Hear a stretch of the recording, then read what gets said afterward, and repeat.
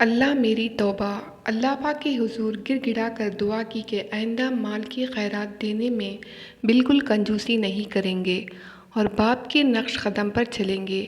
باغ کافی بڑے رقبے پر پھیلا ہوا تھا۔ غریبوں کا حق بانٹنے کے بعد جو پھل اور میوے بیچے جاتے، اس رقم میں سے بھی مالک غریبوں کا حصہ الگ رکھتا۔ پورے قصبے میں کوئی بھی شخص ایسا نہ تھا جو اسے دعائیں نہ دیتا ہو۔ ایک دن وہ آدمی اچانک وفات پا گیا۔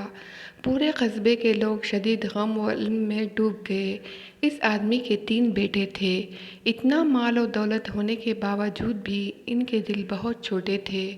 3 دن تک تو وہ باپ کے وفات کا کھانا غریبوں اور فقیروں کو کھلاتے رہے، مگر چوتھے دن رات کو تینوں نے مل کر فیصلہ کیا کہ والد صاحب چونکہ دور اندیش نہیں تھے، اس لیے وہ مزید دولت جمع نہ کر سکے۔ اب ہم تینوں مل کر خوب دولت جمع کریں گے، کسی کو بھی کوئی بھی پھل میوہ مفت نہیں دیں گے۔ اللہ پاک کو ان کا یہ بخل پسند نہیں آیا۔ دوسرے دن صبح ملازم روتے پیٹتے ان کے گھر پہنچے اور بتایا کہ باغ خود بخود جل کر خاک ہو گیا، ایک درخت بھی نہیں بچا۔ تینوں بھائی حواس باختہ سے باغ کی طرف بھاگے۔ دیکھا تو بالکل ایسا منظر تھا جیسے جلتی ہوئی گھاس بھوس۔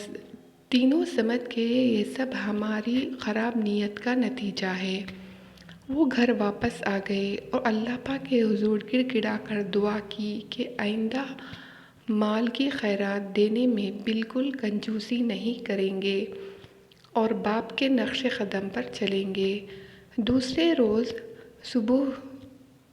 صبح تڑکے ہی وہ باغ پہنچے تو ایک حیرت انگیز منظر ان کا منتظر تھا۔ کیا دیکھتے ہیں کہ جیسے یہ باغ کبھی جلا ہی نہ ہو، پورا باغ لہلہاتے پھولوں سے، پھلوں اور میووں سے لدا ہوا تھا۔ تینوں نے اللہ پاک کا شکر ادا کیا کہ اللہ پاک نے ان کی توبہ قبول فرمائی۔ اب پھل اتارے جا رہے تھے، غریبوں کو بھی بھر بھر کر پھل اور میوے بانٹے جا رہے تھے۔ ان پھلوں کا ذائقہ اتنا شدید تھا کہ پورے قصبے میں ان کی دھوم مچ گئی۔